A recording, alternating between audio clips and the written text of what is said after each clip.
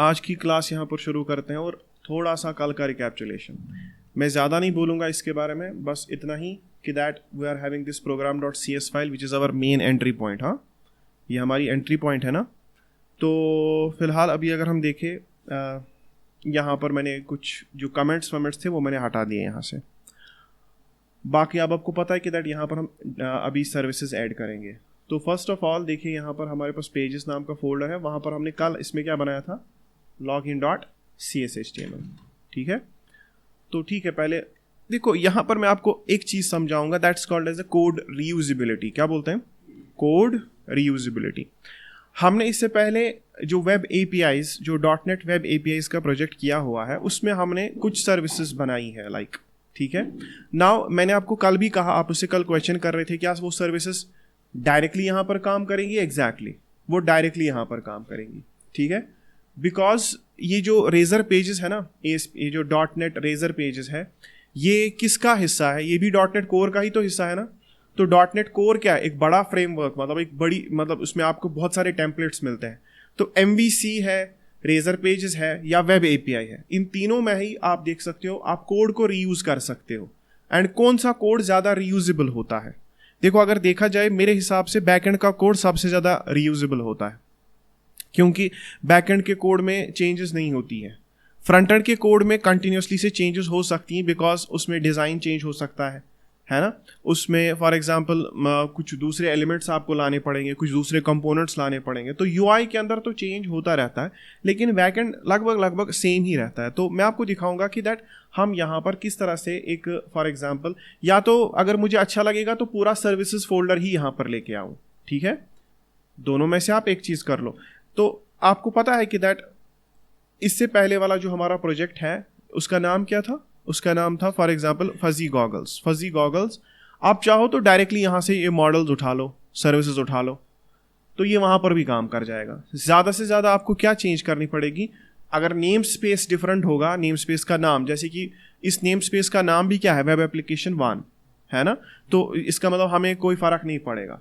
तो अगर हम हमेशा अपनी नेम स्पेस का नाम वेब एप्लीकेशन रखें, अगर 1 हम हटा दें, अगर हम वेब एप्लीकेशन रखें, तो आप ना कभी भी किसी के भी ये इंटरफेसेस उठा लो, वहाँ पर यूज़ कर लो। हाँ, ये एक चीज़ यहाँ पर याद रखना कि जब भी आप इन मॉडल्स को या इन इंटरफेस सर्विसेज को जब आप वहाँ पर ले जाओगे, इन शॉर्ट, तो आपको पता है कि दैट वहाँ पर वो न्यूगेट पैकेजेस इंस्टॉल नहीं हुए होंगे, तो वहाँ पर वो न्यूगेट पैकेज इंस्टॉल करने हैं।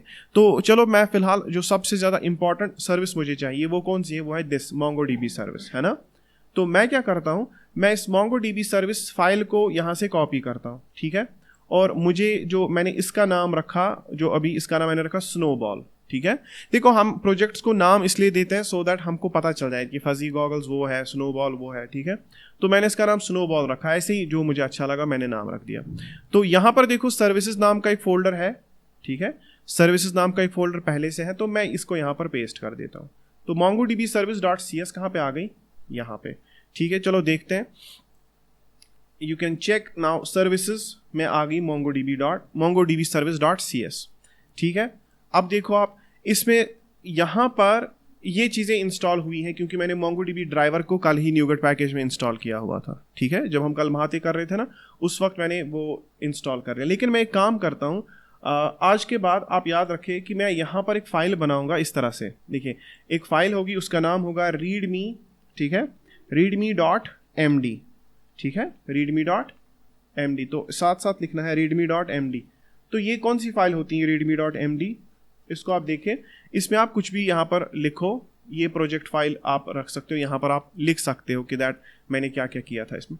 तो जो भी पैकेजेस आप इसमें इंस्टॉल करोगे, ठीक है, जो भी हम पैकेजेस इंस्टॉल करेंगे, उनका न्यूगेट कमांड जो है वो मैं यहाँ पे रखूँगा।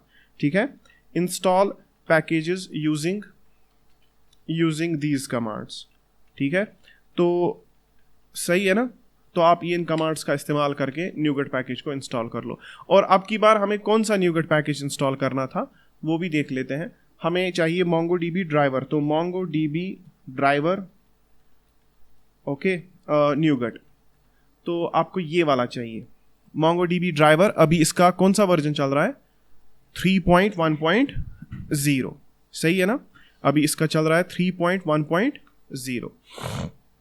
तो ठीक है, मैं इस कमांड को कॉपी कर लेता हूँ यहाँ से। देखो मुझे रन करने की जरूरत नहीं है इस कमांड को, क्योंकि मैंने कल ये कमांड रन की हुई है, लेकिन मैं इसको यहाँ पे रखता हूँ। ठीक है, तो .NET एड पैकेज mongodb.driver, और हमारा अभी जो वर्जन हम इस्तेमाल कर रहे हैं 3.1.0। तो जैसे आप इस कमांड को रन करोगे तो आपको पता है कि दैट आपका MongoDB जो है ना, MongoDB ड्राइवर इस प्रोजेक्ट के साथ इंस्टॉल हो जाएगा। सही है ना। अब MongoDB सर्विस में क्या क्या चीज़ें हैं, लाइक देखो इसमें हमें एरर आ रहा है कि दैट ये बोल रहा है कि दैट हाँ प्रोडक्ट क्लास नहीं है। आप देख रहे हो ये प्रोडक्ट हमें क्यों एरर, क्योंकि हमने कोड कहीं और से लाया, तो ऑब्वियसली हमारे पास प्रोडक्ट मॉडल तो है नहीं, मैं इसको डिलीट कर देता हूँ। मेरे पास यूज़र मॉडल नहीं है, सॉरी OTP मॉडल नहीं है, तो मैं इसको डिलीट कर देता हूँ। आपको पता होगा कि दैट जब हम मॉडल्स में जाएंगे यहाँ पर आपको पता है कि दैट हमारे पास सिर्फ और सिर्फ मॉडल्स में सिर्फ user.cs है। इसीलिए आप अगर चेक करोगे हमें किस ने एरर दिया, प्रोडक्ट ने एरर दिया, OTP मॉडल ने एरर दिया, क्योंकि कोड हमने कहीं किसी और प्रोजेक्ट से लाया था।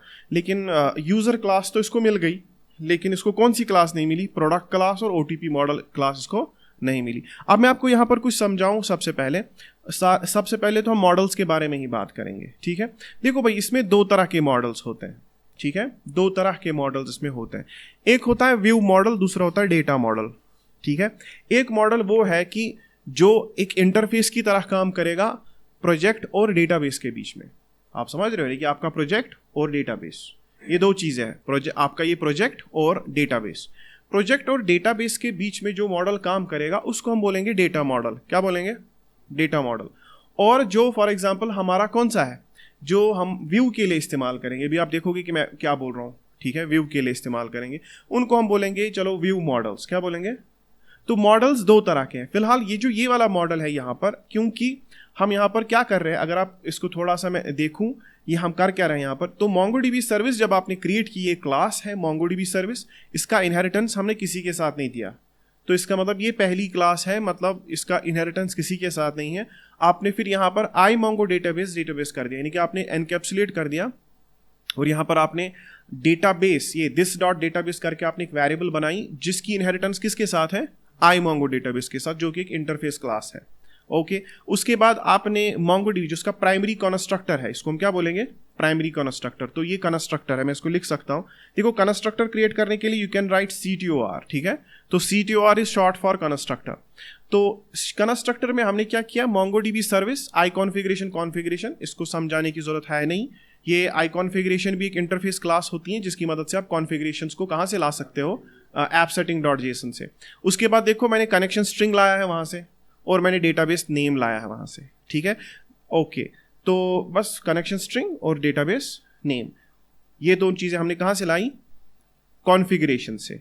और कॉन्फ़िगरेशन जो है ना वो appsetting.json से उसको लेकर आता है। उसके बाद हमने लिखा where client is equal to new Mongo client। अब ये न्यू Mongo client के अंदर कनेक्शन स्ट्रिंग डाल दी, और फिर आपने लिखा where database is equal to client dot get database name. Database name भी कहाँ से आ रहा है, डेटाबेस नेम भी आ रहा है कहाँ से, हम कह सकते हैं appsetting से ही आ रहा है। तो इसका मतलब हो गया कि चलो आपने एक कनेक्शन एस्टैब्लिश कर लिया, आपने एक MongoDB के साथ कनेक्शन एस्टैब्लिश Mongo क्लाइंट के थ्रू। देखो Mongo क्लाइंट ही वो चीज़ है जिससे आप कनेक्शन एस्टैब्लिश करते हो, किसके साथ, MongoDB के साथ। ठीक है, तो हमने लिखा where client is equal to new Mongo client, उसके अंदर क्या डाल दिया आपने, कनेक्शन स्ट्रिंग, और फिर लिखा where database is equal to client dot get database, उसके अंदर डेटाबेस नेम। तो इस तरह से आप जो है ना अपनी MongoDB के साथ कनेक्ट हो गए, आप उस सर्वर के साथ भी कनेक्ट हो गए, यहाँ पर आप सर्वर के साथ कनेक्ट हो गए, और दूसरी लाइन में उस सर्वर पर बहुत सारी डेटाबेस होती हैं, क्योंकि एक सर्वर में बहुत सारी डेटाबेस हो सकती हैं। तो उस डेटाबेस में कौन सी डेटाबेस आपकी है वो आपने उसमें नाम डालना है, अपनी डेटाबेस का नाम डाल दो तो हो गया। बाद में आप इसको बोलते हो कि देखो भाई ये वाली हमने एनकैप्सुलेट, जो हमने यहाँ पर प्राइवेट रीड ऑनली बनाया था, ये प्राइवेट रीड ऑनली और ये डेटाबेस सेम है।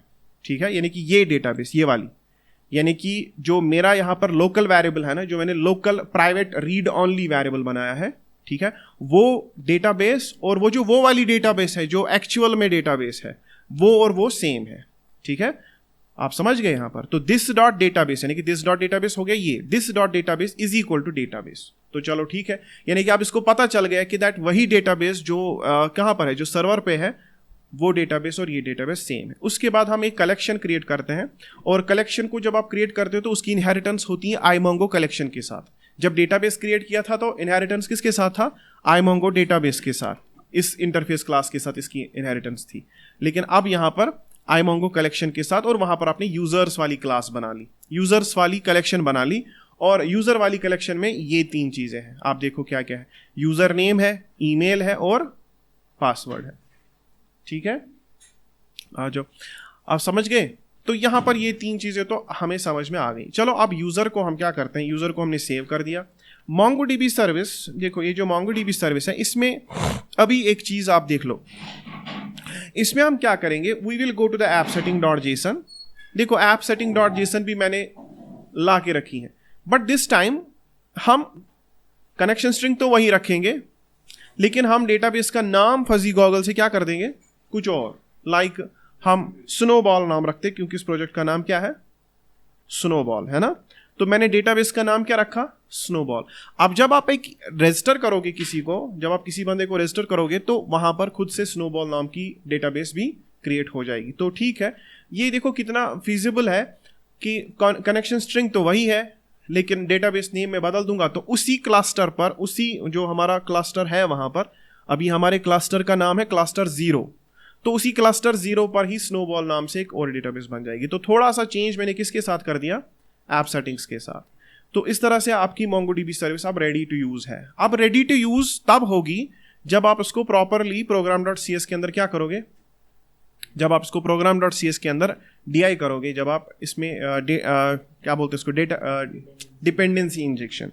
तो आप क्या लिखोगे, बिल्डर, ठीक है, ये मैंने क्या लिख दिया, देखो बिल्डर, BUILDR बिल्डर, ठीक है, बिल्डर डॉट सर्विसेज, सही है, और डॉट एड सिंगलेटन करोगे आप, क्योंकि आप चाहते हो कि एक ही instance throughout the app use हो।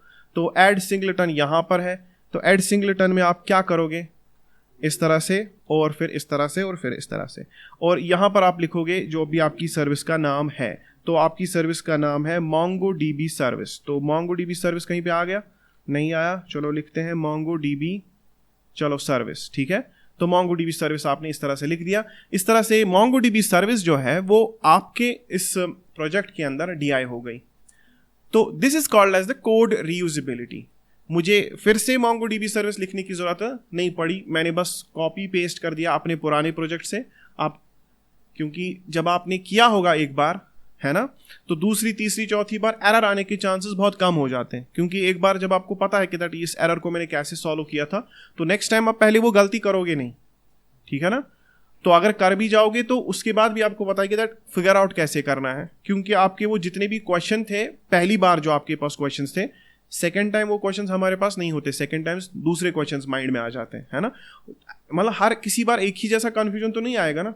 लास्ट टाइम आप इसमें कंफ्यूज थे कि दैट DI क्या होता है, ये सर्विस क्या होती है, हम क्यों सर्विस बनाते हैं। तो अब तो अभी बहुत क्लियर होगा। तो build dot services add singleton करके मैंने MongoDB सर्विस पर क्लिक कर दिया, मतलब लगा दिया। और सिंगलेटन क्या होता है वो मैंने पहले ही कहा था कि दैट जब आप इसको बोलते हैं डिपेंडेंसी लाइफ टाइम, तो इसमें क्या होता है कि दैट डिपेंडेंसी जो है, जो हम डिपेंडेंसी इंजेक्ट कर रहे हैं उसका लाइफ टाइम, यानी कि वो कितने टाइम तक यूजेबल है। तो ये सिंगलेटन जब आप करते हो तो जब तक ये ऐप चलेगा तब तक यही इंस्टेंस, यही MongoDB सर्विस की यही इंस्टेंस यूज होगी। तो ठीक है, अभी हम यहां पर आ गए। अब इसको इसमें भी इंजेक्ट करना है ना, क्योंकि आपके पास ये क्या है, it's a public class login model. Login model को किसके साथ इनहेरिटेंस है, देखो लॉगिन मॉडल को किसके साथ इनहेरिटेंस है, पेज मॉडल के साथ, ठीक है। और पेज मॉडल में आपको पता है कि वहां पर 2 मेथड्स हैं, एक तो है पब्लिक वाइड ऑन गेट और दूसरा मेथड है पब्लिक वाइड ऑन पोस्ट, ठीक है। तो उससे पहले आपको पता है कि ये कौन सा पेज है, ये login.cshtml.cs। तो ये CS फाइल है और इसकी CS HTML कहाँ है, तो वो पेजेस में हमें पता चल जाएगा। देखो पेजेस में ये इसका CS फाइल है, सॉरी CS HTML। तो यहाँ पर थोड़ा कंफ्यूजन है, CS HTML को मैं रेजर HTML बोला करूंगा, ठीक है। तो ये इसकी रेजर HTML फाइल है, HTML फाइल शॉर्ट में। मैं बताऊंगा। पेज लॉगिन मॉडल या इसने बोला है कि दैट मॉडल मेरा कौन होगा, वेब एप्लीकेशन 1.pages.login मॉडल। और अगर आप देखोगे वो किधर है लॉगिन मॉडल, तो यही है ना लॉगिन मॉडल। अब आप बोल रहे हो कि दैट पेज मॉडल किधर है, देखो पेज मॉडल के अगर आप होवर करोगे तो वो आपको बताएगा कि वो किधर है। वो है माइक्रोसॉफ्ट ASP.NET Core MVC.RazorPages, यानी कि ये माइक्रोसॉफ्ट की अपनी क्लास है, ठीक है। माइक्रोसॉफ्ट ये रेजर पेजेस से आती है क्लास। तो लॉगिन मॉडल को जब आप इनहेरिटेंस देते हो पेज मॉडल के साथ, तो पेज मॉडल के सारे जितने भी एट्रीब्यूट्स होंगे उसके, वो किसके अंदर आ जाएंगे, लॉगिन क्लास के अंदर, लॉगिन मॉडल के अंदर। और देखो पेज मॉडल के अंदर लिखा क्या है, कहता है कि ये एब्स्ट्रैक्ट क्लास है जो कि एक पेज को रिप्रेजेंट करती है। तो एक एब्स्ट्रैक्ट क्लास जो पेज को रिप्रेजेंट करती है, तो बताओ लॉगिन मॉडल क्या हुआ। अब लॉगिन मॉडल भी वही हुआ, ये भी इसके अंदर वो एब्स्ट्रैक्ट क्लास के सारे एट्रीब्यूट्स आ गए, ठीक है। ये भी अब एक पेज को ही रिप्रेजेंट करता है, ठीक है। और किस पेज को रिप्रेजेंट करता है वो कैसे पता चलेगा, देखो वो पता चलेगा कि किस पेज के अंदर इसका मतलब ये लिखा हुआ, देखो मॉडल, ये इसका पेज है @पेज, और इसका मॉडल कौन है, इसका मॉडल है लॉगिन मॉडल। इससे ये फाइलें बाइंड हो जाती हैं, यानी कि ये login.cshtml हो गया फ्रंट एंड फाइल, और ये CS वाली फाइल हो गई बैक एंड फाइल। तो ये मैं आपको कल ही बोल चुका हूं कि इसमें बाइंडिंग कैसे होती है। जरा अब एक काम करें, अब हम देखते हैं कि ये लॉगिन वाला पेज कहाँ पर है अभी। वेल हमने इसको चलाया था कहीं पे, आई डोंट नो, मुझे नहीं लगता। तो चलो हम इसको फिलहाल स्टार्ट करते हैं। ये कौन से इस पर है, ये खुद से स्टार्ट नहीं हुआ था। चलो इसको एक काम करते हैं, इसको मैं क्लोज कर देता हूँ and then I will write .NET Watch again. तो देखते हैं इसको स्टार्ट होना है ना। देखो जैसे ही आप इसको कर दोगे तो ये स्टार्ट हो जाएगा। ये स्टार्ट हुआ था फिर, लेकिन मैंने शायद बंद कर दिया। बड़ा, इससे बड़ा नहीं हो सकता, मैं देखता हूँ, रुको। अब देखिए यहाँ पर fuzzy goggles, home and privacy. अब थोड़ा आगे आ जाओ, आगे वाली सीट पे आ जाओ, ठीक है। अब यहां पर देखिए आप, मैंने कल भी कहा था कि दैट इसमें राउटिंग कैसे होती है, फाइल बेस्ड। तो फाइल बेस्ड राउटिंग के हिसाब से अगर वहां पर आपकी फाइल है लॉगिन, तो अगर मैं जाऊं लॉगिन पर तो आपको पता है कि यहां पर एक लॉगिन फॉर्म आपके पास आ जाएगा, ठीक है। चलो पहले इस लॉगिन फॉर्म को थोड़ा सा छोटा कर देते हैं, ठीक है। तो यहां पर आप यही चीज भी सीखोगे। देखो भाई, आपको पता है कि दैट ये डिव जो है ना, यही है हमारा लॉगिन। इसके अंदर H1 में क्या लिखा है, लॉगिन। इसमें py3 लगा हुआ, पैडिंग दोनों साइड से। चलो मैं यहां पर कर देता हूं टेक्स्ट सेंटर। क्या कर देते हैं, टेक्स्ट सेंटर। सेव करते हैं, देखिए टेक्स्ट सेंटर में भी स्पेलिंग गलत लिखा मैंने, तो टेक्स्ट सेंटर होना चाहिए था। चलो एक काम करते हैं, देखो देखो देखो, सबसे पहले जो इसका ये डिव है ना, इसके ऊपर लगा दो आप W, ठीक है, W50। W50 का मतलब होता है विड्थ 50, ओके। तो आप देखोगे लॉगिन थोड़ा छोटा हो गया साइज में, पहले यहां तक था ना ये, हाँ अब छोटा हो गया। तो ठीक है, W50, और हम करते हैं इसको MX ऑटो। क्या कर देते हैं, MX ऑटो। तो MX ऑटो करने से क्या होगा, MS सेंटर में आ गया, ठीक है। चलो एक काम करते हैं, इसके ऊपर एक और क्लास लगाते हैं, उसको हम लिखते हैं लॉगिन, ठीक है। इसको लिखते हैं माई लॉगिन। क्या लिखेंगे, माई लॉगिन। तो मैंने एक क्लास बना दी माई लॉगिन, मैंने नाई लॉगिन लिखा, तो माई लॉगिन। तो माई लॉगिन को मैं कॉपी करता हूं। देखो यहां पर एक चीज आप समझ लो, पहले मैं आपको क्या समझाना चाहता हूं। You can write styles directly here. आप स्टाइल, ऐसे स्टाइल टैग लगा दो, और स्टाइल टैग में डायरेक्टली आप .my login को यहीं पे क्या कर दो, ये जो my login है आप इसको डायरेक्टली यहीं पे इसकी CSS लिखना शुरू कर दो। तो इसमें जो है ना, मतलब वो प्रॉब्लम नहीं है कि दैट आप CSS फाइल आप दूसरी जगह पे बनाना चाहते हो। हाँ, अगर आप वो भी करना चाहते हो वो भी चलेगा। देखो अगर आप लिखोगे लिंक, तो आप जो है ना लिंक करके वो भी कर सकते हो, ठीक है। जैसे आप href लगा के, यानी कि इसमें जितनी भी HTML के अपने एट्रीब्यूट्स हैं वो तो चलेंगे ही चलेंगे। तो अगर आप एक एक्सटर्नल CSS फाइल लगाना चाहते हो वो भी होगा, और इंटरनली अगर आप वहीं पे CSS लिखना चाहते हो तो वो भी होगा। तो अब मैंने ये क्यों किया, मैं आपको समझाता हूँ कि मैंने ये क्यों किया। चलो मैं इसके ऊपर लगा देता हूँ बॉर्डर, ठीक है। मैंने बॉर्डर लगा दिया 1 पिक्सल, ठीक है, 1 पिक्सल सॉलिड, ठीक है, ग्रे कलर का, ठीक है। तो मैंने ग्रे कलर का बॉर्डर लगा दिया। सेव करते हैं, देखते हैं ये इस पर अप्लाई होगा कि नहीं। देखो अप्लाई हो गया, और इसके ऊपर पैडिंग भी लगा देते हैं। इट मीन्स आप क्या कर सकते हो, by using the combination of bootstrap and your own CSS, आप थोड़ा सा यूनिक कुछ बना सकते हो, ठीक है। तो या अगर आपका बूटस्ट्रैप जो है आपको अब वरना आपको बॉर्डर भी किससे देना था, बूटस्ट्रैप से, लेकिन आपको फिर प्रॉपर क्लासेस याद होनी चाहिए, ठीक है। तो उससे बचने के लिए भी आप यहाँ पर थोड़ी सी CSS खुद से लिख लो, ठीक है। और यहाँ पर जो है बॉर्डर रेडियस, और जो आप खुद CSS लिखोगे ना उसके ऊपर आपका पूरा कंट्रोल होगा। तो बॉर्डर रेडियस में दे देता हूँ 10 पिक्सल का। तो आपने देखा कुछ ये ऐसा हो गया, ठीक है, सही है ना। और एक काम और करते हैं, इसमें लगा देते हैं बॉक्स शैडो, ठीक है, इसमें लगा देते हैं बॉक्स शैडो।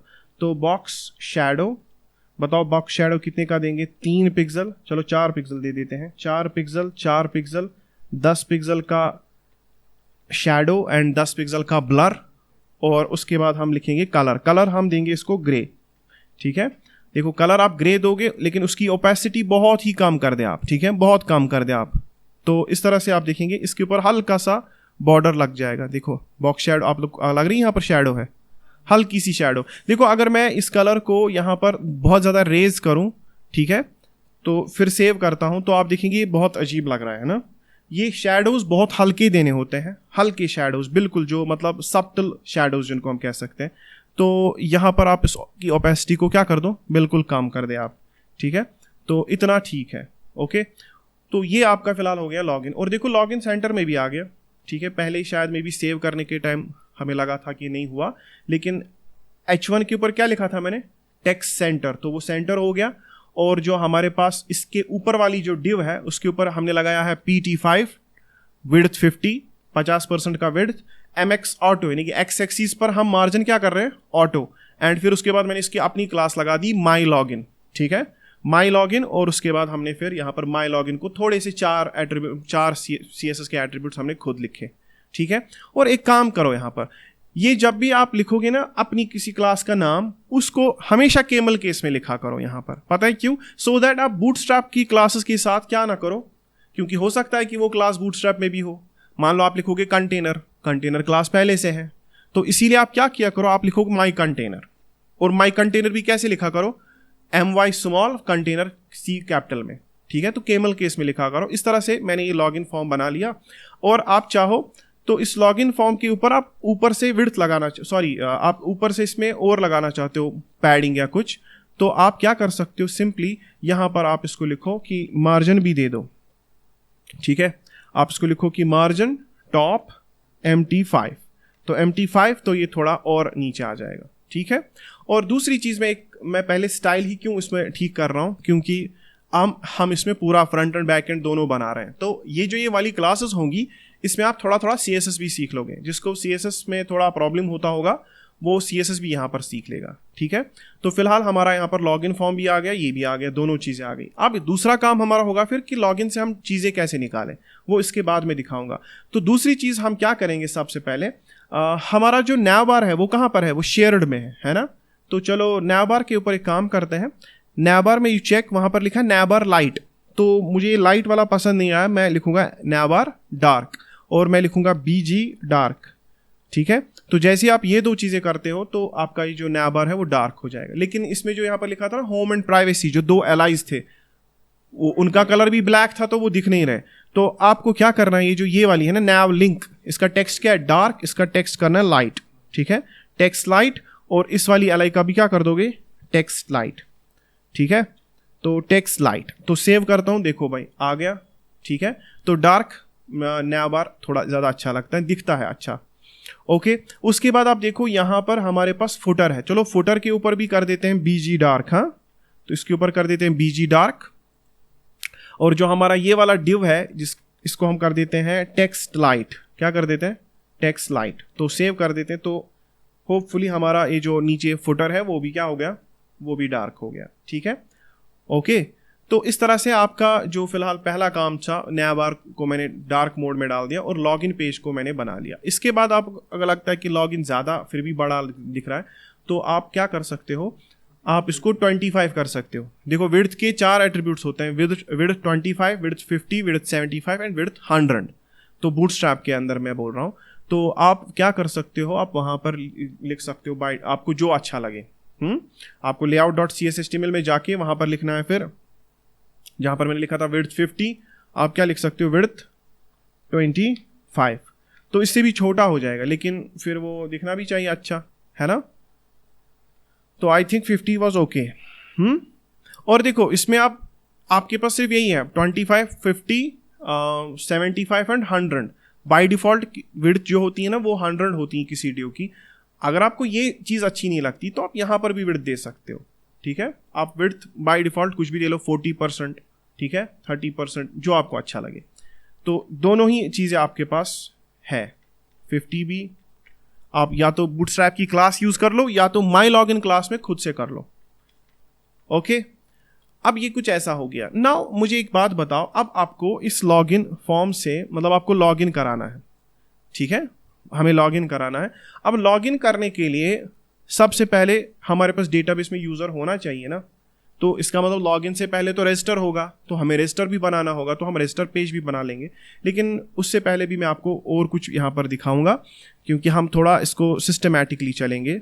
अब देखो यहाँ पर कल मैंने आपको कहा था कि देखो भाई, अगर आपको इनपुट से चीज़ें उठानी है तो कैसे उठाओगे, आपको ये नेम एट्रीब्यूट लिखना है, name is equal to email और name is equal to password. क्योंकि जो ये सर्वर साइड रेंडर्ड ऐप्स होती है ना, वहाँ पर ऐसा ही होता है कि वहाँ पर आप इनपुट के ऊपर एट्रीब्यूट लगाते हो नेम, और फिर जैसे ही हम इसका देखो, इसको मेथड क्या है, इसका मेथड पोस्ट है, जैसे हम सबमिट पे क्लिक करेंगे तो ये सबमिट हो जाएगा ना किसी राउट पर। अब मैंने कहा था कि दैट इसका फ्रंट एंड राउट और इसका बैक एंड राउट सेम ही है, तो जब आप सबमिट करोगे तो ये पोस्ट रिक्वेस्ट चली जाएगी किस पर, /login पर। किस पे चली जाएगी, ये /login पर एक पोस्ट रिक्वेस्ट चली जाएगी। और जब ऐसा होगा तो उस वक्त इन name is equal to email और name is equal to password इसकी एक एरे बनती है, ठीक है। मान लो पोस्ट, जिसको हम बोलते भी हैं पोस्ट एरे। पोस्ट कैसे काम करता है इसको देखो, अच्छे से समझो इसको।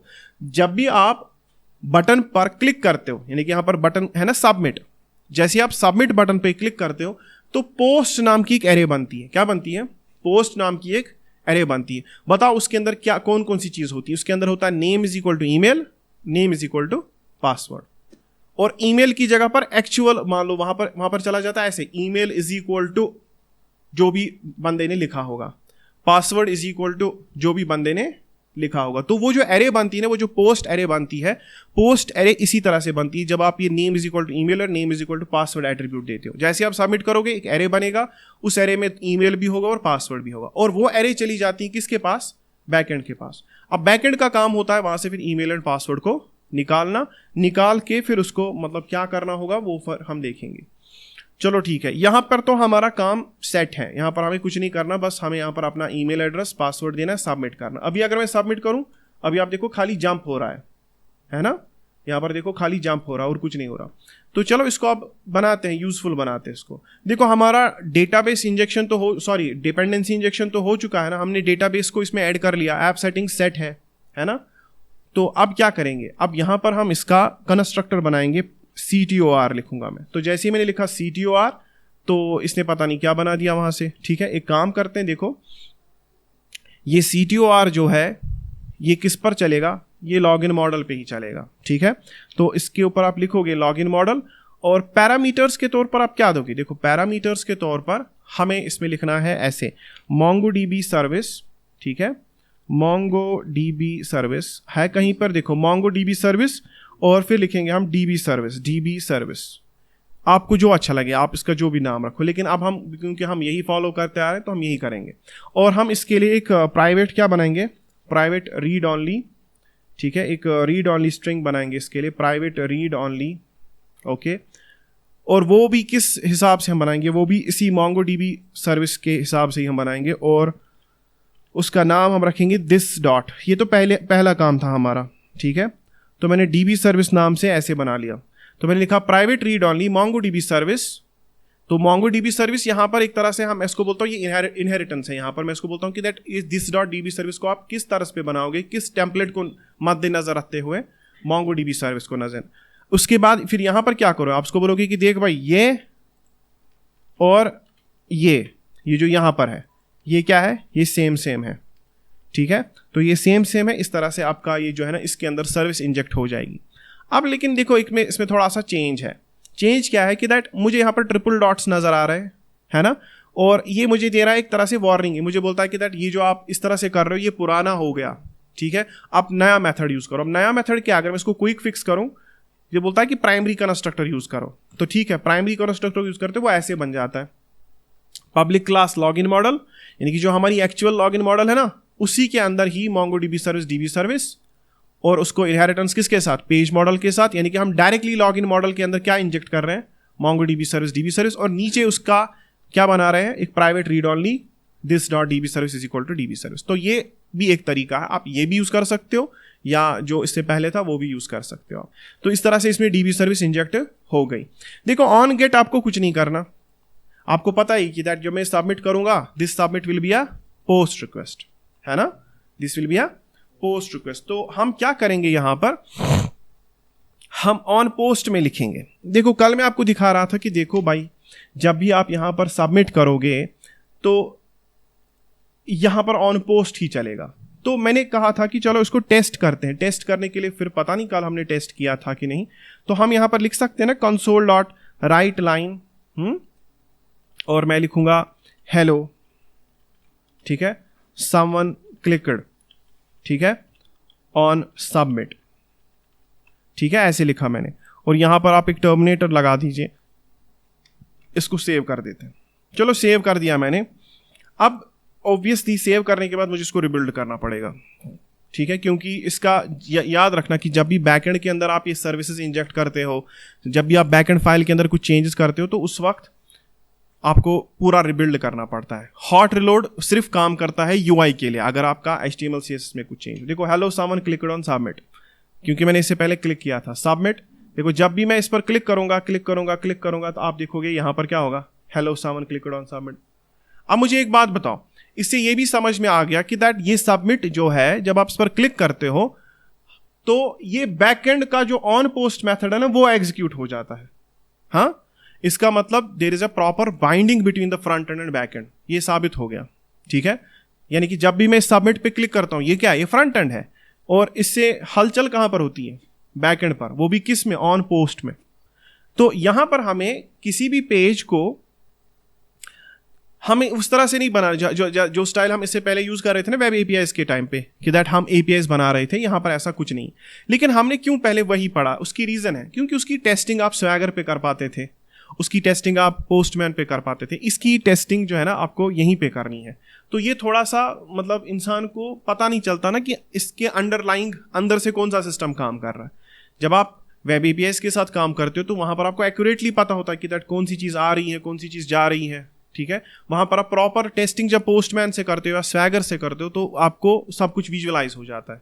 यहां पर ये सारा कुछ एब्स्ट्रैक्शन लेयर के अंदर काम कर रहा है, आपको पता ही नहीं है कि दैट ऑन पोस्ट जो ये वहां पर जो मैं login.cshtml में यहां पर सबमिट कर रहा हूं, ये यहां पर कैसे पहुंच जाता है।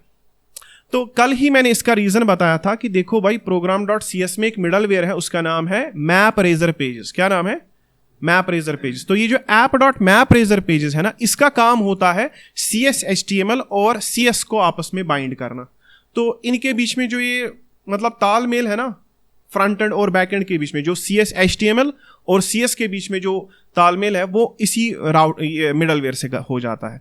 तो ठीक है, फिलहाल हमारे पास यहाँ पर login.cshtml है, इसका मतलब जब मैं सबमिट करता हूँ तब तो ये हो जाता है आराम से। अब एक काम करते हैं, let us do one thing. अब यहाँ पर हम कुछ और बनाते हैं, लाइक मैं यहाँ पर बनाऊंगा एक फॉर एग्जाम्पल पब्लिक, ठीक है, यूजर। अब यूजर कौन है, ये मॉडल क्लास है यूजर हमारा, ठीक है। तो हम इसको बोलूंगा कि देखो भाई यूजर, ये आपका यूजर हो गया, और ये आप यूजर के बेसिस पर ही एक और यूजर बना लो, तो माई यूजर। क्या लिखा मैंने, माई यूजर। बताओ ये कौन यूजर होगा। ये मैं एक तरह से बोल रहा हूं कि दैट जैसा यूजर है वैसा ही एक माई यूजर भी है।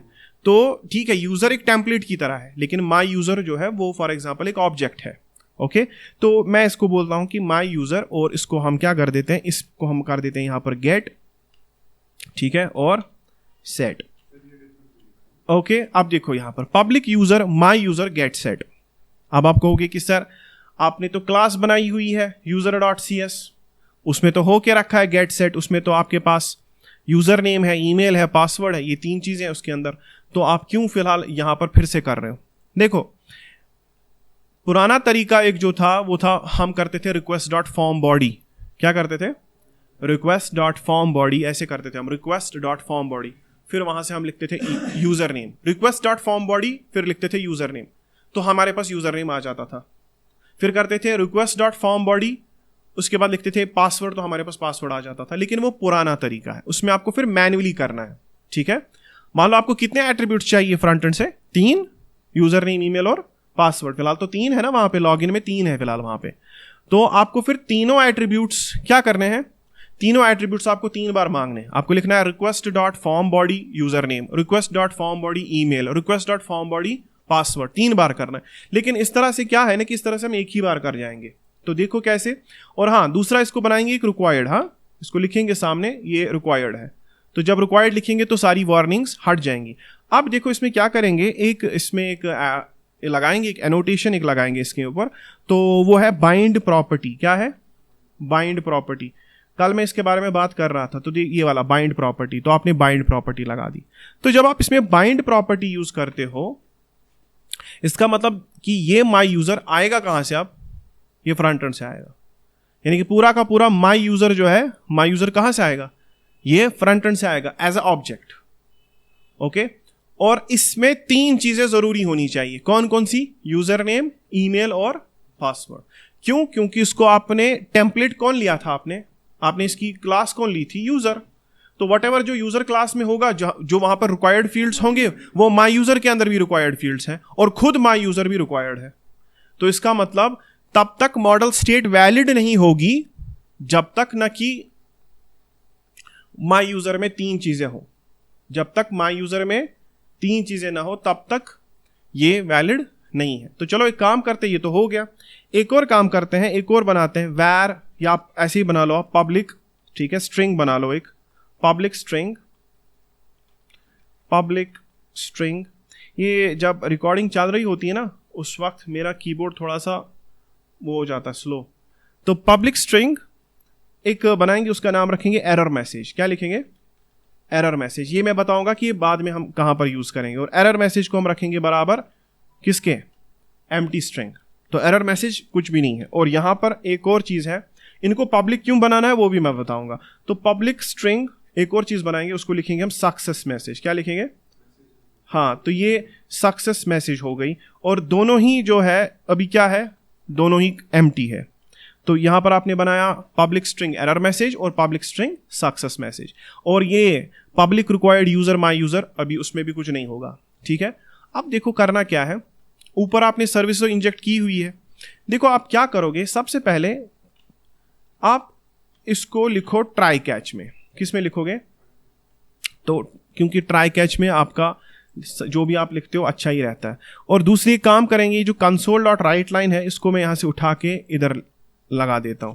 और इसमें हम क्या करेंगे, इसमें ये नहीं करेंगे हम हेलो समवन क्लिकड, हम लिखेंगे, आपको पता है कि जब आप कैच करते हो तो कैच क्या होता है? एक्सेप्शन कैच होती है। तो एक्सेप्शन क्लास है, और कैच जो हम करेंगे वो खुद क्या है? एरर है। तो मैं लिखूंगा कंसोल डॉट राइट लाइन, उसके बाद मैं लिखूंगा कि एरर डॉट मैसेज।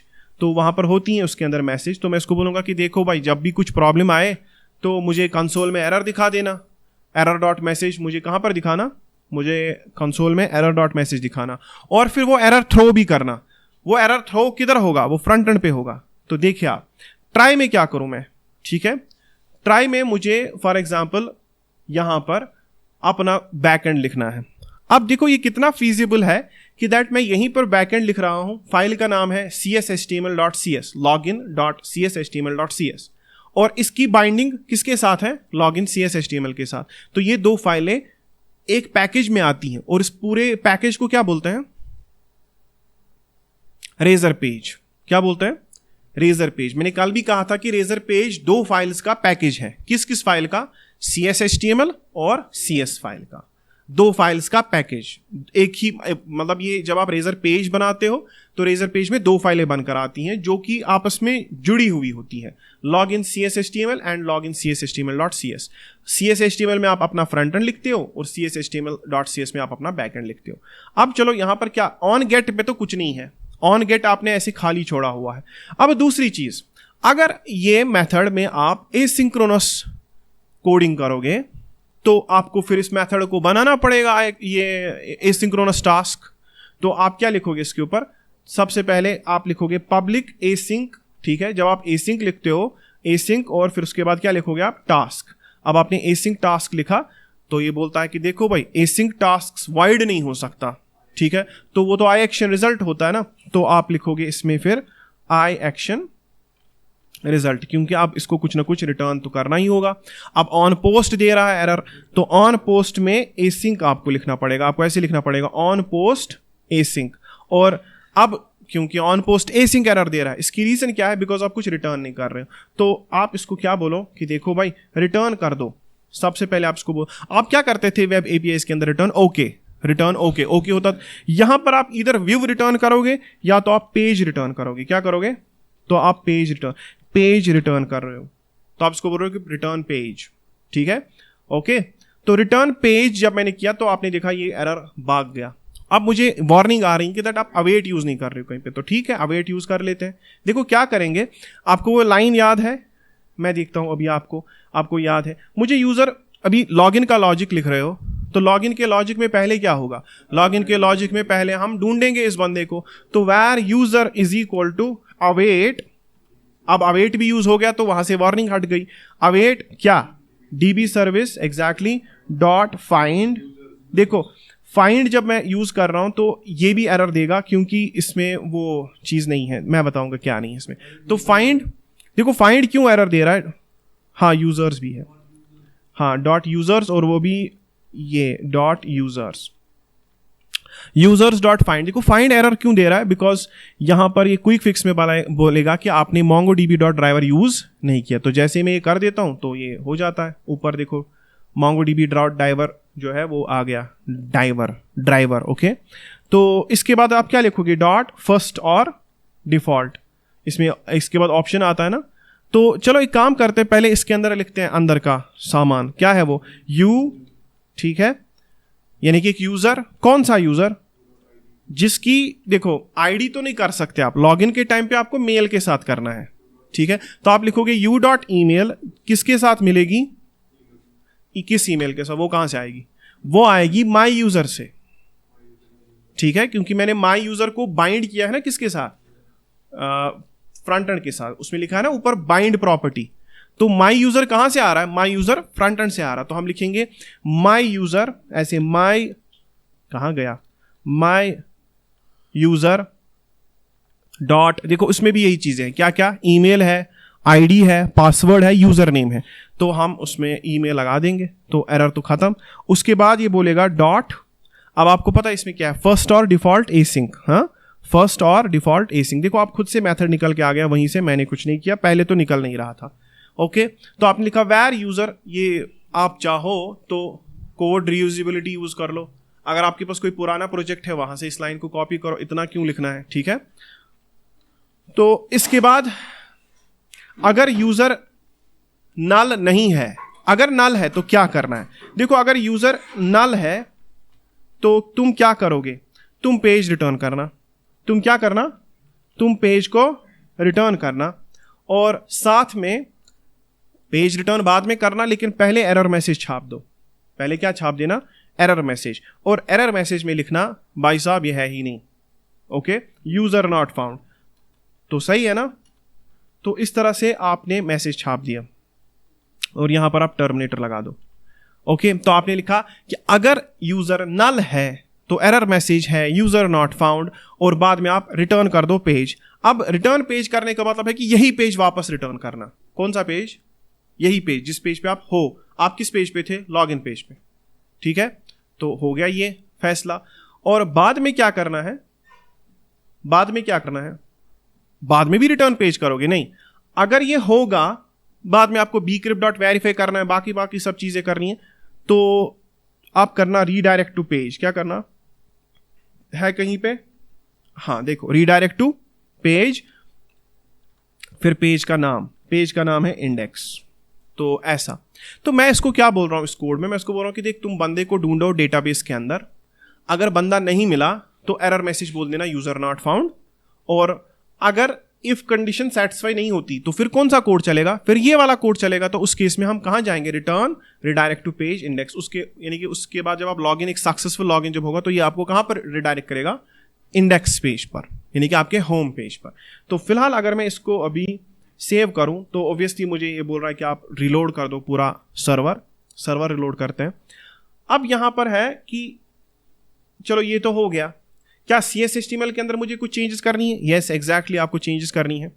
आपको सबसे पहले नेम ऐसे नहीं लिखना है, ठीक है, नेम ऐसे नहीं लिखना है, और आपको तीसरी एट्रीब्यूट भी लेनी है। और ये पता ये कब आप करोगे, इसमें एक और चीज भी है यहाँ पर कि दैट ये सब आप तब करोगे कि जब ये ट्राई में जो आप लिख रहे हो ना कि डेटाबेस से ढूंढो बाकी सब चीजें, ये तब तुम करना जब वैलिड होगा। इसमें और भी कुछ चीजें मैं ऐड कर देता हूं। जब हमारा मॉडल स्टेट, ऐसे लिखेंगे मॉडल स्टेट, क्या लिखेंगे, मॉडल स्टेट, दिख रहा है कहीं पे, हाँ देखो model state, if model state dot is valid, क्या लिखेंगे, if model state dot is valid. तो ये क्या है मॉडल स्टेट, मैं बताता हूं।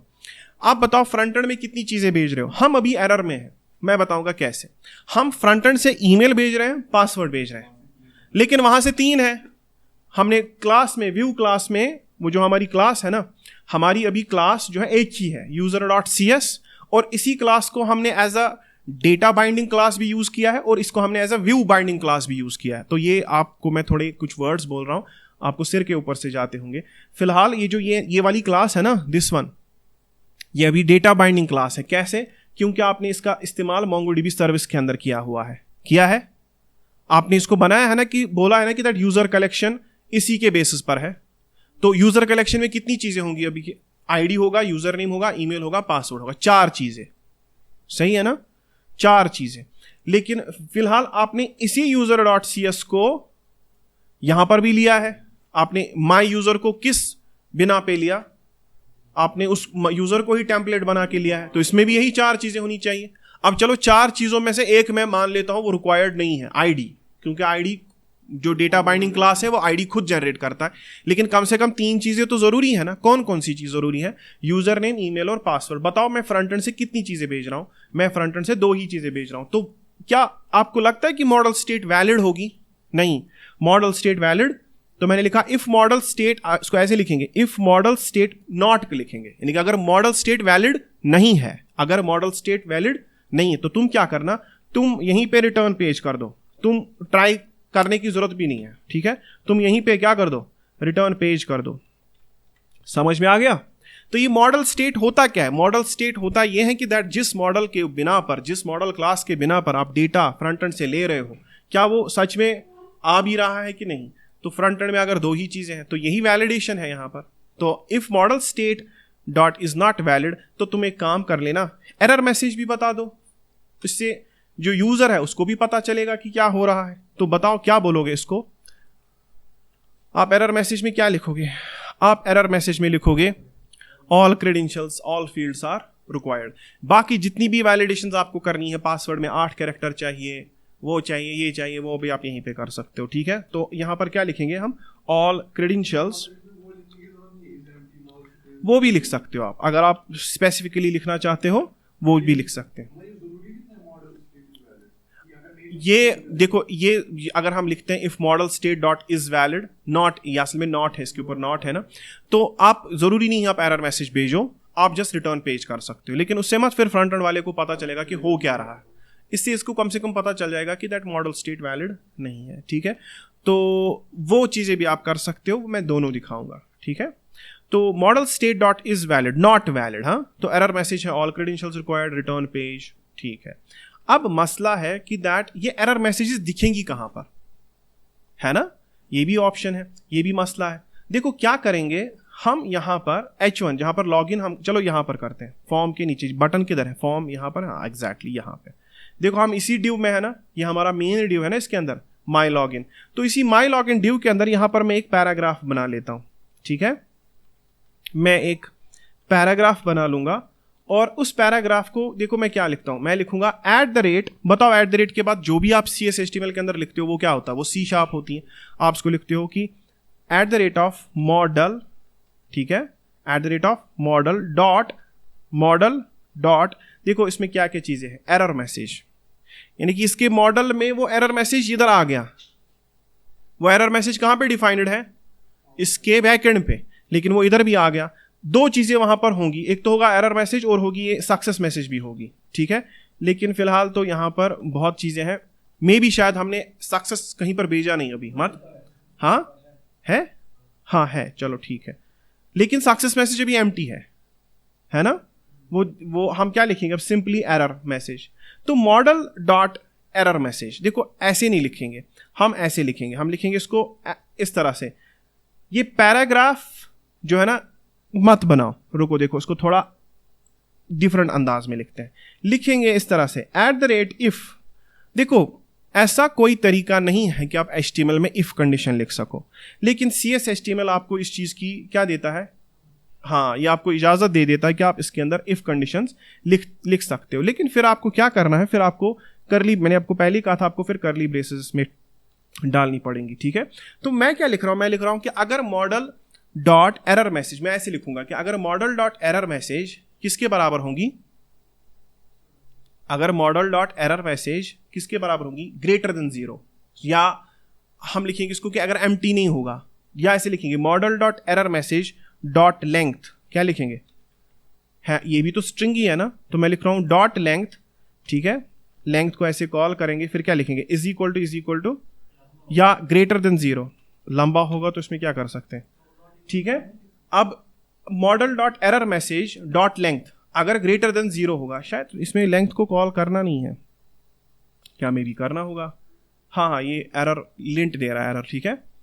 तो if model dot error message dot length greater than 0, अभी बताओ जब स्टार्टिंग में जब इसकी बैकएंड फाइल एग्जीक्यूट होगी, क्या उस वक्त एरर मैसेज की लेंथ 0 से ज्यादा है, नहीं, क्योंकि स्टार्टिंग में देखो, स्टार्टिंग में क्या है, स्टार्टिंग में एरर मैसेज एम्प्टी स्ट्रिंग है, तो उसकी लेंथ 0 है ना।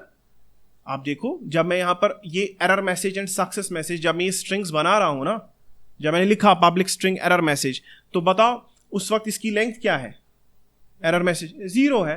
तो मैं लिख रहा हूं वहां पर कि अगर मॉडल डॉट एरर मैसेज की लेंथ 0 है, 0 के टाइम पे कुछ नहीं करना, लेकिन अगर ग्रेटर देन 0 है तो क्या करोगे, तो तुम एक पैराग्राफ बना लो, तुम एक क्या बना लो, तुम एक पैराग्राफ बना लो, तो इसके अंदर फिर आपको पैराग्राफ बनाना है, ठीक है, तो वो चलेगा, ठीक है। आप इस तरह से एक पैराग्राफ बना लो इसके अंदर, फिर पैराग्राफ के अंदर आपको लिखना है @ वो मैसेज, @ क्या मैसेज था वो, मॉडल डॉट एरर मैसेज, ऐसे मॉडल डॉट एरर मैसेज, सही है।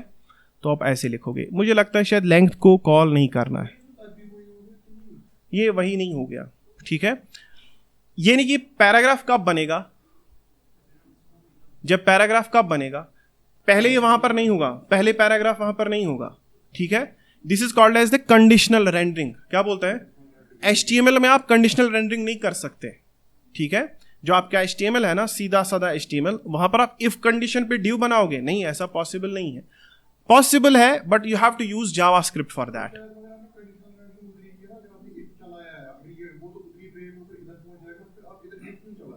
नहीं, आप सुनो, पहले मैं बता रहा हूँ ना इसको, इसमें ऑप्शंस होते हैं। देखो मैं समझा रहा हूँ फिर से आपको, जो चीज़ मैं समझा रहा हूँ आप वही चीज़ समझो, ठीक है। ये जब चलेगा फिर आपको प्रॉपरली समझ आएगा कि दैट मैं सही कर रहा हूँ कि नहीं, ठीक है, ओके, क्योंकि मैंने ये चीज़ देखा है। अब देखो क्या है, ये पैराग्राफ पहले नहीं है, हाँ समझो, ये पैराग्राफ यहाँ पर पहले नहीं है, ये कब आता है, बाद में, कब, जब इसकी कंडीशन सेटिस्फाई हो जाएगी। इसकी कंडीशन क्या है, इसकी कंडीशन है कि that model dot error message की लेंथ ग्रेटर देन 0 होगी। क्या वो पहले से 0, क्या वो है पहले से एरर मैसेज, नहीं, एरर मैसेज तो पहले वो तो एम्प्टी स्ट्रिंग है। अगर से मॉडल स्टेट, यहां पर अगर हमारी मॉडल स्टेट वैलिड नहीं होगी, उस वक्त एरर मैसेज क्या होगा, all credentials required, time is gas ना, कंडीशन सेटिस्फाई गैस ना, एरर मैसेज डॉट लेंथ क्या हो जाएगा, ग्रेटर देन 0। जैसे ही वो ग्रेटर देन 0 हो जाएगा उसी वक्त पैराग्राफ बनेगा, तो पहले वो पैराग्राफ वहां पर नहीं होगा। तो ठीक है, इस पैराग्राफ को हम क्या करेंगे, लाइक इसके ऊपर हम क्लास भी दे देते हैं, ठीक है। इसके ऊपर मैं क्लास क्या दूंगा, लाइक मैं इसका कर दूंगा टेक्स्ट डेंजर, क्या कर देते हैं, टेक्स्ट डेंजर। अब ये टेक्स्ट डेंजर क्या है, टेक्स्ट डेंजर हो गया लाल, ठीक है, क्योंकि ये बूटस्ट्रैप की क्लास है टेक्स्ट डेंजर, है ना, टेक्स्ट डेंजर हो गया ना लाल। तो ठीक है, इसका मतलब मैंने इसको कहा कि देखो फॉर्म के नीचे एक पैराग्राफ है, लेकिन ये हमेशा वहां पर नहीं है, ये सिर्फ तब है जब इसकी कंडीशन सेटिस्फाई हो जाए। इसकी कंडीशन में मैंने लिखा model dot error message dot length greater than 0। अगर मॉडल डॉट एरर मैसेज की लेंथ ग्रेटर देन 0 है तो तुम ये चला लेना। और एक और काम करते हैं, इसी को फिर से कॉपी किया मैंने, लेकिन अब की बार हम लिखेंगे सक्सेस मैसेज, चल जाएगा, ये भी चल जाएगा, लेकिन यहां पर लिखेंगे टेक्स्ट सक्सेस। ठीक है, ओके, तो बात समझ में आ गई। अब मुझे एक बात बताओ, अगर आप अभी जाओगे उधर, ये बोल रहा ऑल क्रेडेंशियल्स रिक्वायर्ड, ये कहां से आ गया? क्योंकि मैंने इसके ऊपर सबमिट किया है। ठीक है, देखो मैं दिखाता हूं, चेक करो, है नहीं है। सबमिट करूंगा, मैं कुछ दे नहीं रहा, तो बताओ मॉडल स्टेट वैलिड है कि नहीं? नहीं है। अगर सबमिट करूंगा बताओ क्या होगा?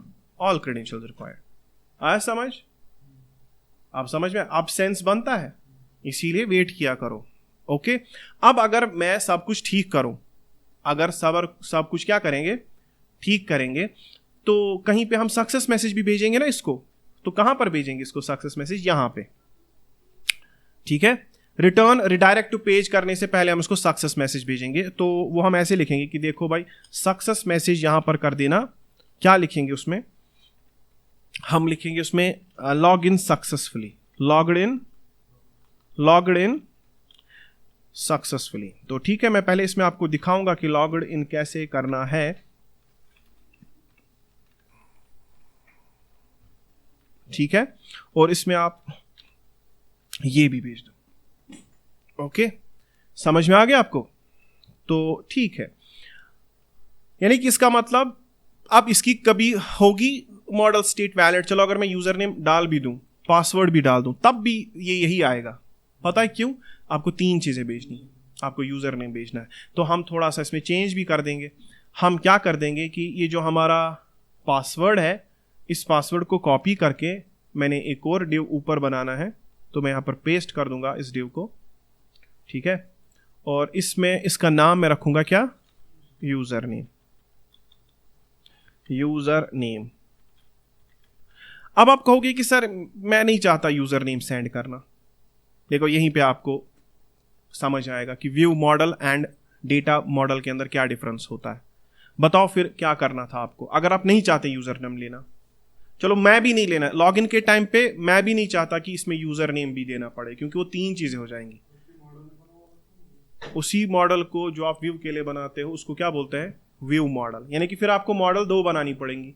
ये वाली user.cs है, ये उसके लिए काम करेगी, MongoDB सर्विस के लिए, और जो आप यहां पर लॉगिन के लिए बनाओगे वो अलग बनानी पड़ेंगी। तो आपको मॉडल्स 2 बनानी पड़ेंगी इसके लिए, और उसमें उस मॉडल के अंदर ऑब्जेक्ट आईडी रखना जरूरत नहीं है। उसमें कितनी चीजें रखोगे? खाली ईमेल और पासवर्ड। तो उसको हम बोलते हैं व्यू मॉडल। क्या बोलते हैं? तो इसीलिए आज के बाद जहां पर भी आपको लगता है कि दैट मैं कहा यही क्लास, मतलब बैकएंड की ही डेटा बाइंडिंग क्लास जो है, डेटा बाइंडिंग मॉडल क्लास जो है, मैं कहा यही यूज करूंगा फ्रंट एंड के लिए भी, तो आप फ्रंट एंड के लिए फिर व्यू बाइंडिंग के लिए क्या बनाओ? इसको बोलते हैं व्यू बाइंडिंग। क्या बोलते हैं? अब मैं अभी क्या कर रहा हूं, अभी मैं एक ही क्लास से दोनों चीजें कर रहा हूं, मैं एक तीर से 2 निशाने कर रहा हूं यहां पर। एक तो मैंने मैं इसी क्लास को ले लिया यहां पे, यूजर क्लास, ये यही है ना, models.user, तो मैं व्यू के लिए भी यही ले रहा हूं, और वहां से MongoDB सर्विस के अंदर मैंने यही बाइंडिंग के लिए भी ली है, डेटा बाइंडिंग, बैकएंड के डेटा के बाइंडिंग के लिए। ओके, डेटाबेस डेटा बाइंडिंग के लिए। तो सही है, आप चाहो तो कर सकते हो, लेकिन फिलहाल मैं अभी आपको दिखाऊंगा कि मॉडल स्टेट वैलिड कैसे होगी। चलो हमने इसका टाइप क्या कर देना है, इसका टाइप कर देंगे टेक्स्ट। ओके, इसका नेम क्या होगा? इसका नेम होगा, हाँ एक और चीज, यहां से जो नेम्स अब आएंगे वो नहीं आएंगे डायरेक्टली यूजर नेम ना, वो आएगा माई यूजर.यूजर नेम। क्या आएगा? क्योंकि आप बैकएंड में क्या कर रहे हो, आप भी ले रहे हो ना वैसे ही, माई यूजर.यूजर नेम। इसी तरह से क्या आएगा?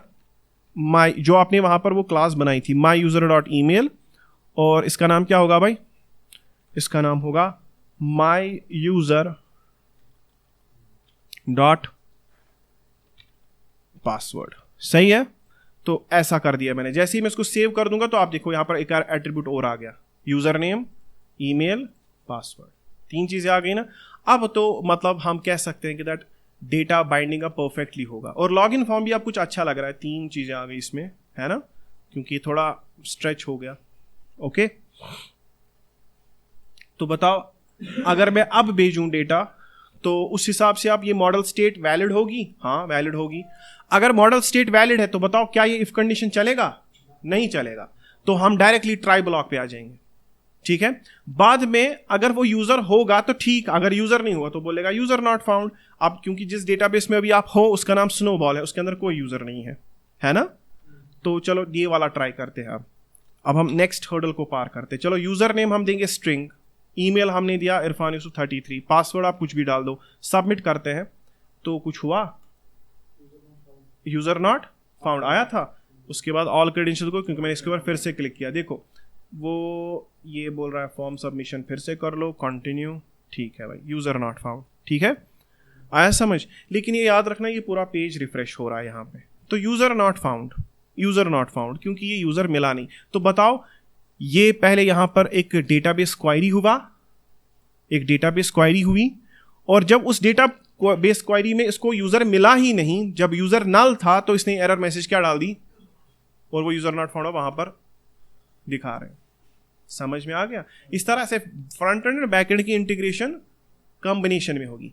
लेकिन एक चीज, आप में से बहुत सारे लोगों को कंफ्यूजन होगा कि शायद हमने वेब एपीआई वहीं पे छोड़ दिया। नहीं भाई, मैं बताता हूं, आप जो भी सर्विसेज इसके लिए क्रिएट करोगे ना, वो यूनिवर्सल है, और ये आज की क्लास उस बात का प्रूफ है, क्योंकि मैंने वेब एपीआई वाली सर्विस को ही यहां पर इंजेक्ट किया।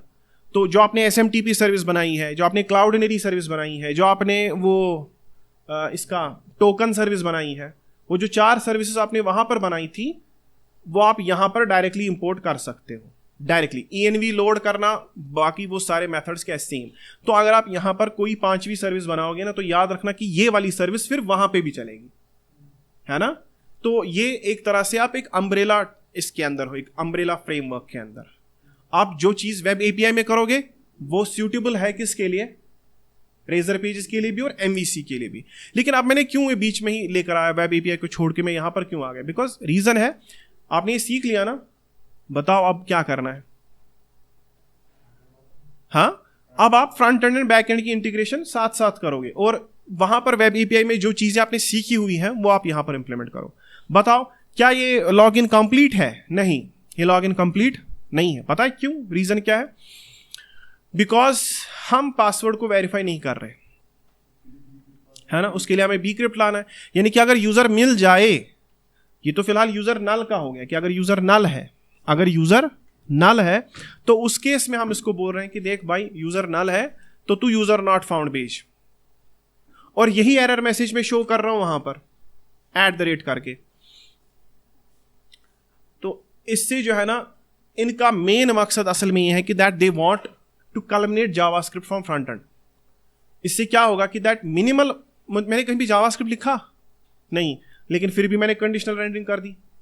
अगर आपने ये कंडीशनल रेंडरिंग करनी थी ना, कहां से, वैसे सिंपल HTML में, फिर आपको लिखना था document.createElement पैराग्राफ, फिर उसके बाद उस पैराग्राफ में आपको वैल्यू डालनी थी क्या, यही एरर मैसेज की वैल्यू।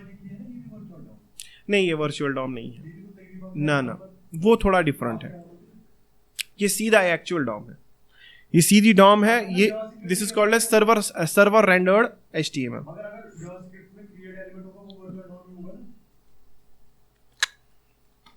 वर्चुअल डॉम थोड़ा डिफरेंट है, उस कॉन्सेप्ट को मैं समझाऊंगा अच्छे से।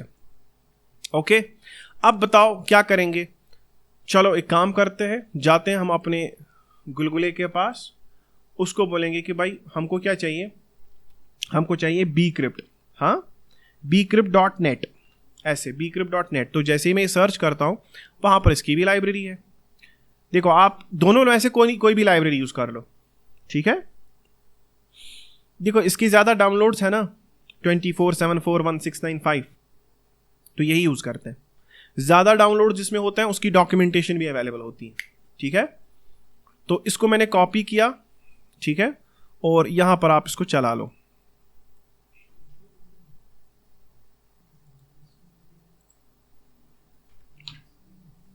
और मैं readme.md फाइल के अंदर भी इसका ये लगा दूंगा, ठीक है। तो फिलहाल 2 आपके पास लाइब्रेरीज न्यूगेट इसमें आ गए।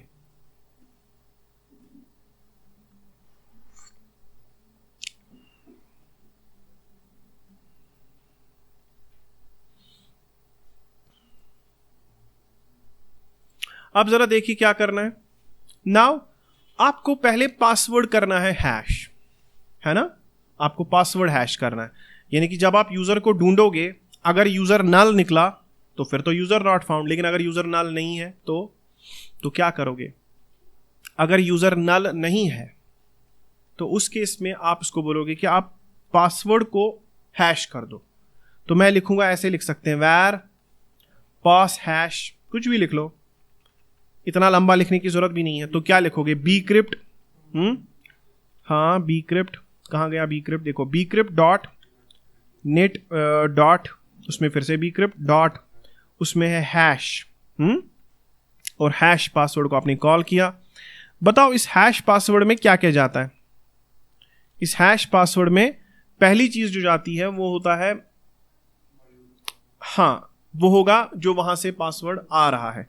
तो मैं लिखूंगा माई यूजर, ठीक है, माई यूजर के अंदर जो पासवर्ड है, ठीक है।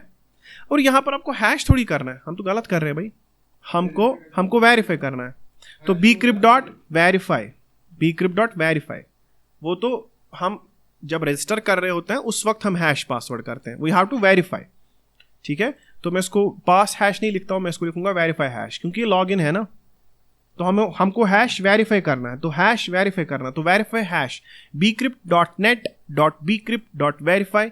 वेरीफाई को जैसे ही आप क्या करोगे, वेरीफाई को जैसे ही आप कॉल करोगे तो इसमें आपको दो चीजें भरनी पड़ेंगी। क्या क्या? एक तो माई यूजर डॉट, हाँ माई यूजर डॉट पासवर्ड, और दूसरा जो डीबी में है, और जो डीबी में है वो यूजर डॉट हैश है, user dot password, okay, user dot password, सही है ना। तो इस तरह से वेरीफाई हो जाएगा, ठीक है। इस तरह से आपका पासवर्ड वेरीफाई हो गया। फिर बताओ ये क्या रिटर्न करेगा? इधर इट विल रिटर्न ट्रू और फॉल्स। मैं लिखूंगा कि देख भाई, अगर पासवर्ड वेरीफाई नहीं हुआ, पहले नहीं का लिखते हैं, if not verify hash, verify hash Boolean होता है, इधर इट कैन रिटर्न ट्रू और इट कैन रिटर्न फॉल्स। अगर वेरीफाई हैश नहीं हुआ, नहीं हो रहा, पासवर्ड मैच नहीं हो रहा, तो पासवर्ड मैच होने के टाइम पे भी आप एरर मैसेज ही छाप दोगे और रिटर्न करोगे पेज को, ठीक है। तो बताओ उस वक्त मैसेज क्या होगा? उस वक्त मैसेज होगा पासवर्ड इनवैलिड या पासवर्ड इनकरेक्ट, ठीक है, सही है ना। चलो पासवर्ड इनकरेक्ट, तो इतना हमने आज कर लिया, तो ठीक है, रिटर्न पेज। और अगर वेरीफाई, चलो ठीक है, मैं तो यहीं पे रिटर्न कर रहा हूं, रिटर्न का मतलब है कि दैट कोड एग्जीक्यूशन वहीं पे रुक जाती है, रिटर्न पेज के टाइम पे ही। अब बताओ अगर वेरीफाई हैश हुआ, अगर इसने ट्रू रिटर्न किया, तो उस केस में फिर सक्सेस मैसेज क्या जाएगा, और फिर रिडायरेक्ट कर देगा किस पेज पर? इंडेक्स पेज पर। इस तरह से आपका लॉगिन कंप्लीट। अब लॉगिन में एक और चीज भी है, मैं बताऊंगा लॉगिन पेज में और क्या है, वो मैंने चीजें बनाई हुई है। हमें एक और सर्विसेज के अंदर इंजेक्ट करनी है, और वो है टोकन सर्विस। क्या है? ठीक है, हमें क्या करना है, लॉगिन के टाइम पे हमको देखना है, हमको एक टोकन क्रिएट करना है, एंड फिर उस टोकन को कहां पे सेव कराना है। लेकिन यहां पर हम लोकल स्टोरेज यूज नहीं कर सकते। पता है क्यों? बिकॉज हम लोकल स्टोरेज यूज करते थे बाय यूजिंग जावास्क्रिप्ट। हम मेथड लिखते थे local storage dot set item, वो तो जावास्क्रिप्ट का मेथड है। तो इसीलिए हम क्या करेंगे, उससे भी अच्छा मेथड हम यहां पर यूज करेंगे, हम कुकीज में स्टोर करेंगे। यानी कि जैसे ही लॉगिन हो जाएगा, जैसे ही पासवर्ड वेरीफाई हो जाएगा, यूजर भी है डेटाबेस में, पासवर्ड भी वेरीफाई हो गया, then after that we will be creating a token. हम एक टोकन क्रिएट करेंगे। कौन सा टोकन? वो JWT टोकन हम किस में सेंड करेंगे, किस में सेव रखेंगे? हम वो कुकीज में सेव रखेंगे, और बाद में हम भेजेंगे message, success message, log in successfully. तो कल की क्लास में we will be creating a token here. हाँ, अब पता है उसमें क्या मसला है? वो क्रिएटिंग टोकन का हमने एक सर्विस बना के रखा है, तो मुझे क्या करना है, सर्विस इंजेक्ट करना है और यहां पर लेके आएंगे, है ना। तो हमें कुछ ज्यादा इसमें करना नहीं होगा। जा सकता, क्यों नहीं जा सकता, लेकिन हम क्या करेंगे, हम कुकीज में सेंड करेंगे, क्योंकि कुकीज में फिर वो ऑटोमेटिक हो जाता है। ठीक है, तो क्रिएटिंग टोकन और कुकीज ज्यादा अच्छा होता है। JWT टोकन्स को हम कुकीज में ही रखते हैं, क्योंकि उससे क्या होता है ना, उससे क्रॉस साइट स्क्रिप्टिंग बच जाती है, उससे हम ये क्रॉस साइट रिक्वेस्ट फोर्जरी से बच सकते हैं। तो इसीलिए बेहतर होगा कि हम कहां पर रखें वो, हम कुकीज़ में ही रखें। Local storage is not good for actually tokens, वो तो मैंने आपको पिछले वाले इसमें समझाया था कि चलो लोकल स्टोरेज में रख लेते हैं, but local storage is actually not meant for that. Actually में उसके लिए हम सेशन स्टोरेज का यूज़ करते हैं। किसका? क्योंकि सेशन स्टोरेज में एक फ़ायदा ये है कि दैट जैसे ही आप ब्राउज़र बंद करोगे तो वो भी डिलीट हो जाएगा। आया समझ? तो क्रिएटिंग टोकन, तो उसके लिए हमें क्या करनी पड़ेगी बताओ? देखो, जब आप अपना प्रोजेक्ट बनाओगे, ठीक है, ओके, फिर यहां पर आपको डिपेंडेंसी इंजेक्शन भी करना है ना? मैं उसके स्टेप्स लिख लेता हूं। आपने डिपेंडेंसी इंजेक्शन करना है और यहां पर आपको क्रिएट करना टोकन। ओके, तो पहले आप क्या करोगे? पहले डिपेंडेंसी इंजेक्शन, बाद में टोकन क्रिएट करोगे, उसके बाद सेंड टोकन टू कुकीज। आपको टोकन कहां पर सेंड करना है? कुकीज में। सेंड टोकन टू कुकीज, ठीक है, समझ में आ गया? तो ये 3 काम आपको भी यहां पर और करने हैं। तो इस तरह से फिर लॉगिन का लॉजिक परफेक्ट हो जाएगा। तो ठीक है, इसके बाद कल बात करते हैं। तो आज की क्लास यहां पर खत्म। Tata, bye bye.